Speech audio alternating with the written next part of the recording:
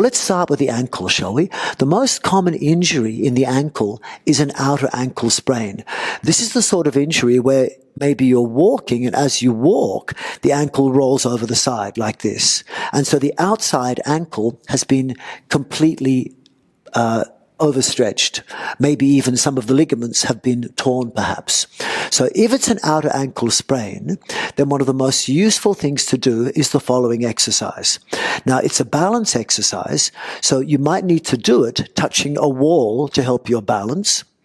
And so you can take that option, hold a chair if you need to. I won't do that, I'll face you. And so what you want to do is start with your big toes touching and the heels about 4 or 5 centimeters apart. So you can see my front view. Now I'll show a rear view.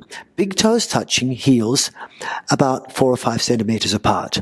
And then what I'd like you to do is shift the weight from head over hips over heels to head over hips forward over the toes.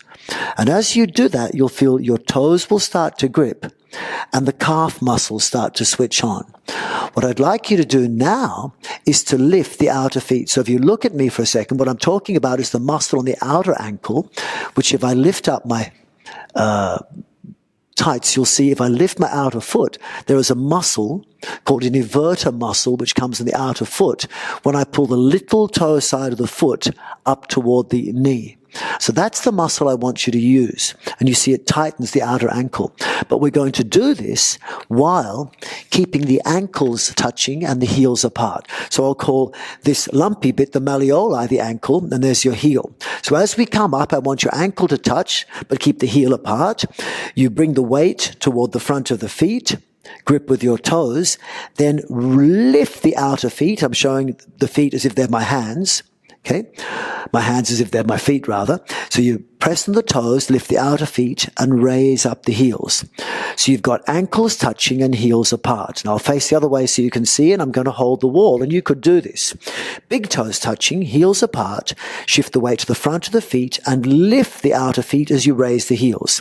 So you've got ankles touching, heels apart, then come up and down. And you could go up and down quite slowly, or you can go faster than me or slower than me if you wish. And you might do this maybe 10 times if it feels okay. Notice I'm keeping my ankles touching and I'm not letting the ankles move apart. What I don't want you to do is this, letting the heels touch and the ankles move apart. So come back down. Again, hold the wall if you need, shift the weight toward the front of the feet, grip with the toes, lift the outer feet, and with your knees straight, raise up the heels so the ankles touch, heels stay apart, and you go up and down. I'll go sideways so you can see what I'm doing, and I'm not really bringing the weight down fully onto my heels, I'm just touching the ground with my heels. And I'm going up and down, and you can do this 10 times, 20 times perhaps, depending on your level of ability. And what we're doing, you can rest for a second if you need, keep going if you want.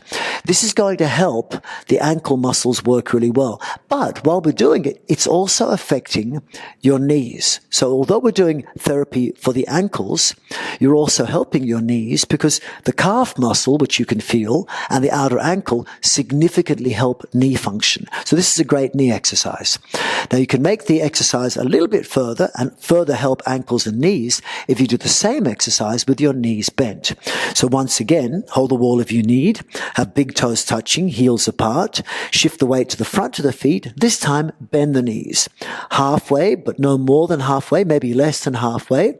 And as you shift the weight over the toes, raise the heels up, keep the knees bent and go up and down with the knees bent. And as you're doing that, keep the ankles touching, heels apart.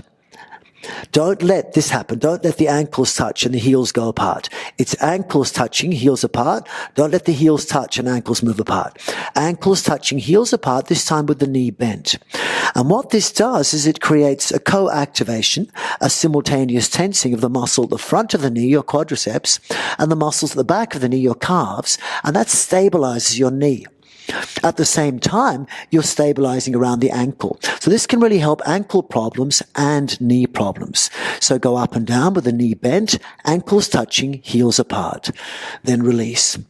Now, they're 2 basic exercises, but if you want, you can add on to that 2 more exercises which help ankles and knees, and they will be modifying, so you're moving the ankles at the same time as bending and straightening the knees. I might add at this point that a lot of people have core problems. Core problems means problems usually of the lower back that might manifest as back pain, weakness in the trunk, and or internal organ function. And that can include things like gut-brain interaction problems, which can affect emotions, not to mention things like immune system, digestive system, reproductive problems. And the thing is, when you bring the weight to the front of the feet, it's been shown to trigger the transverse abdominis. So one of the most useful exercises that you could learn, and this is a great step to begin it, is to learn how to bring the lower abdomen in like I'm doing now. So you can see my abdomen here relaxed, my abdomen here firm.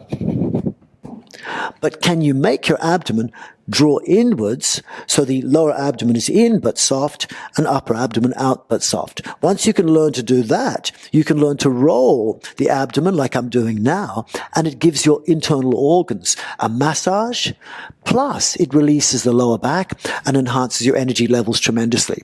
One of the most important ways to learn this is by shifting the weight to the front of the feet.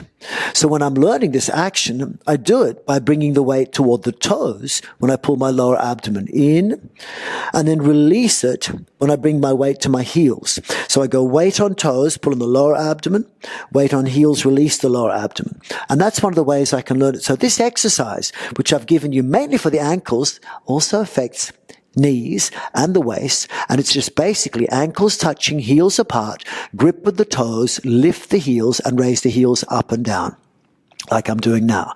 So phase 1 is the knee straight. Phase 2, do it with the knee bent. And then phase 3, as you raise the heel, straighten the knee. As you lower the heel, bend the knee. So this is the third version of the exercise. Bend the knee, lower the heel, straighten the knee, raise the heel. And you can come up and down doing that about 10 times as well. Holding the wall if you wish. If you don't need to hold the wall, don't, and just apply a general principle of practice when balancing, which is 3 things. 1, look at the floor for balance. 2, grip with your toes for balance. 3, keep the knee bent for balance, not fully locked or straight. Okay, now the 4th phase is a little bit tricky. You bend your knee while raising the heel, and you straighten your knee, not fully, while lowering the heel. So it's like this, and I'll touch the wall for balance. You don't need to. Keeping my hips level, I raise the heel, bend the knee, then lower the heel, straighten the knee. And as I'm doing it, I'm keeping my ankles touching and heels apart. So not letting the heels touch, ankles move apart. It's ankles touching, heels apart, and that will tighten the outer ankle, which stabilizes a lot of that outer ankle instability coming as a result of ankle sprains, which in many countries are the most common musculoskeletal injury. All right. Okay, so that's enough for the ankles. Now,